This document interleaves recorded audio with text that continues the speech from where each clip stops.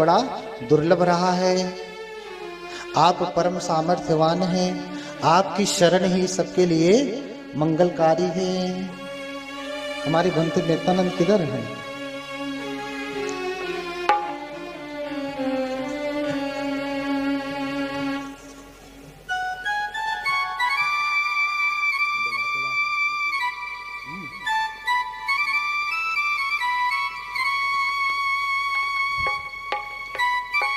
बोलिए भगवान बुद्ध की।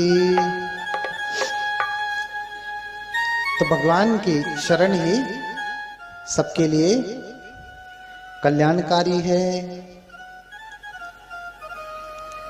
भगवान ही सबका कल्याण कर सकते हैं। इसलिए अभिधर्म का उपदेश करके भगवान संकिसा आए, तब से वो संकिसा की भूमि पूजित हो गई। हमारे देखिए एक भंते वहां बैठे ना, वो छोटे वाले वहीं से आए हैं, संकिसा से आए हैं, वहीं बगल से आए हैं, अलौकिक भूमि से आए हैं। अभी कुछ दिन पहले इनके यहाँ अभिधर्म की पूजा थी, अभिधर्म का संगायन था। जिस धर्म का उपदेश भगवान ने देवलोक में किया उसी का पाठ चल रहा था वहीं संकिसा में। तो ऐसे हैं भगवान बुद्ध, ऐसे हैं उनकी महिमा। बोलिए भगवान बुद्ध की। हाँ, ऐसे भगवान की महिमा अगर किसी के ऊपर आ जाए, जिनकी सेवा में स्वयं ब्रह्मा है, जिनकी सेवा में स्वयं इंद्र हैं, जिनकी सेवा में चातुम महाराजी के देवता हैं, जिनसे आप प्रार्थना करते हैं, हाथ जोड़ते हैं, वो किसकी सेवा कर रहे हैं? भगवान बुद्ध की। यही वो भगवान हैं जिनकी वो सेवा में लगे हैं। और जब उन्होंने धर्म जाना, बुद्ध हुए, तब भी ब्रह्मा जी आए और हाथ जोड़ करके निवेदन किया, देशीसु भगवा धम्मं अन्या तारो भविष्यति। हाथ जोड़ करके निवेदन किया था, भगवान आप उपदेश करें तभी इनकी आंखें खुलेंगी, नहीं तो ये पूजते ही रह जाएंगे, इनको कुछ मिलेगा नहीं। तभी जाकर के कृपा करके भगवान ने उपदेश दिया सारनाथ में। हाँ, भगवान के शब्दों में भी इतनी क्षमता है।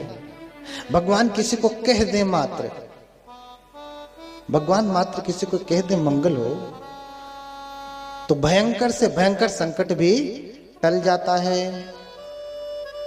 एक बार एक सुप्रवासा नाम की स्त्री है, उसको गर्भ रहा बहुत लंबे समय तक। कितने लंबे समय तक? 9 महीने बीत गए, बच्चा नहीं हो रहा। ध्यान से सुनिएगा, माताओं को बहुत तकलीफ होती है, फिर हॉस्पिटल ले जाना पड़ता है। सिर्फ ले जाना ही नहीं पड़ता, कटवाना भी पड़ता है। कटवाना ही नहीं पड़ता, उसको पकड़ के खींच के निकालना पड़ता है, चल बाहर निकल। कभी कभी तो केस बहुत क्रिटिकल होती है, डॉक्टर भी परेशान हो जाता है, कैसे निकालें इसको, कैसे रक्षा होगी। और ये सारा संकट मां को सहना पड़ता है। बाकी सारे ऑपरेशन तो डॉक्टर बेहोश करके कर देगा, लेकिन ये ऑपरेशन आपको, ये पीड़ा आपको आंखों के सामने देखते हुए, जीते जागते खुली आंखों से सहना पड़ता है मां को। इतना भयंकर कष्ट न सहना पड़े, इसलिए आपको एक अचूक मंत्र बता रहा हूं, ध्यान से सुनिएगा, फिर ये संकट नहीं आएगा। देखिए भगवान के समय में सुप्रवासा कैसे बचती है। सुप्रवासा को गर्भ हो गया 9 महीने का, बच्चा नहीं हो रहा।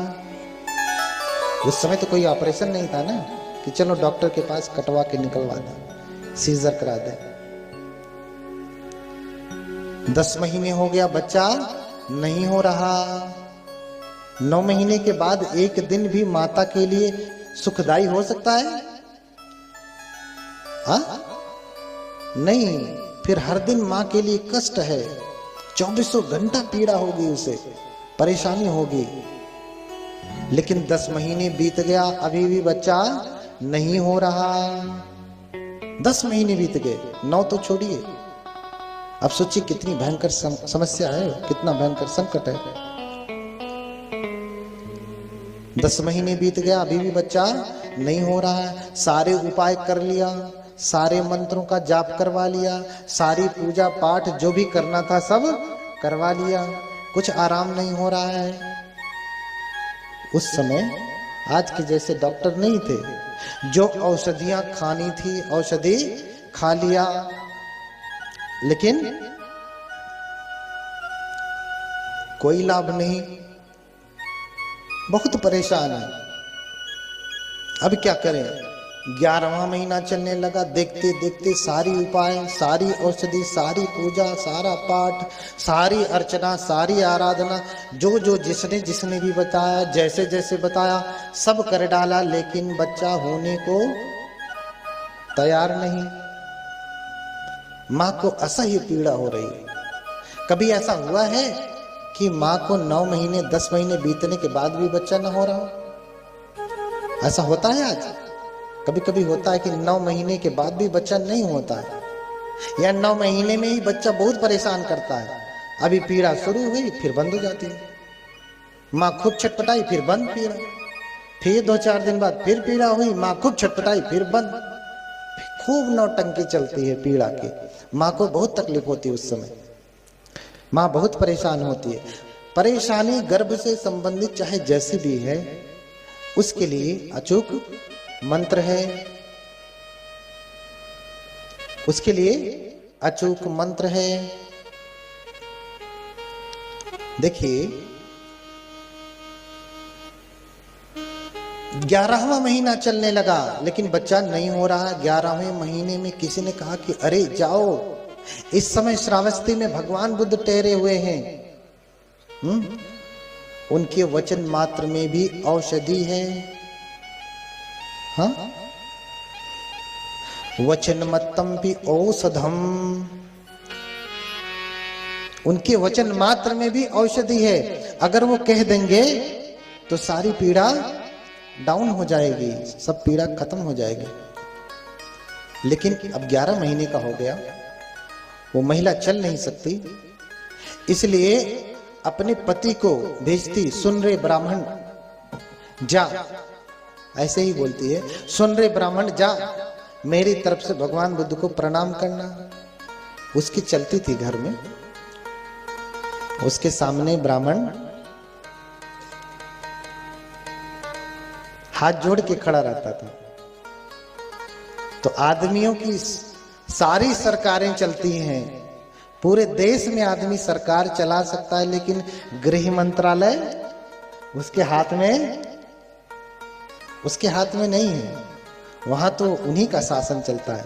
तो कहती है, सुन रे ब्राह्मण जा, मेरी तरफ से भगवान बुद्ध को सिर से प्रणाम करना, मेरी तरफ से जाना और पंचांग प्रणाम करना भगवान को, और कहना कि भगवान सुपवासा आपका कुशल मंगल पूछती है, और सुपवासा 11 महीने के गर्भ से परेशान है, बच्चा जन्म नहीं ले रहा है, भगवान आप अनुकंपा करें।